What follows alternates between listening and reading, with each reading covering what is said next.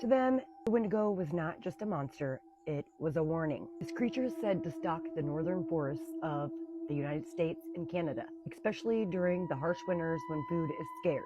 Its appearance is as grotesque as it is terrifying.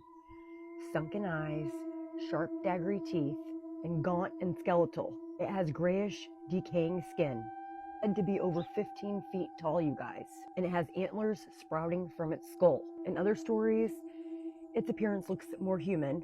There's one thing all of the stories have in common. Its hunger never ends. The Wendigo is a spirit of insatiable greed and cannibalism. Yes, you guys, cannibalism. According to legend, when a person consumed the flesh of another person because they were so hungry in the winters back in the day, ew, that's disgusting to even think. But it is said that when they do this, the Wendigo spirit can enter them, twisting their humanity into a monstrous hunger.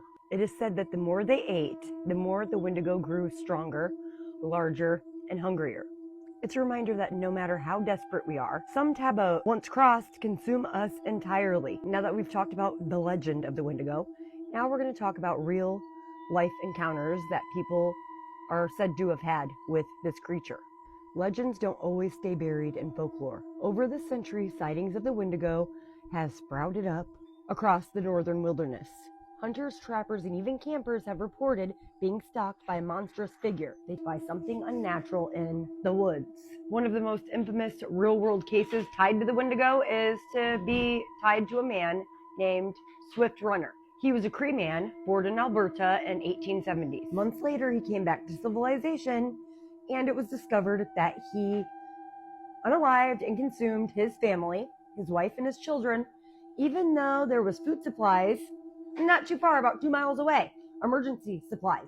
Swift Runner claimed that he was possessed by a Wendigo spirit. The locals believed him, but he was executed in 1879, and a lot of people believe that that just proves that this Wendigo spirit is not a myth, but it's real. They not only believe that it's real, but they believe that it is a curse that can infect the desperate. The modern day encounters are just as chilling.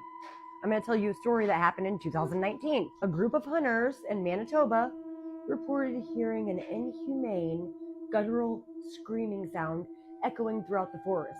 Something deeper, hungrier, and more guttural than any animal that could ever be in the forest.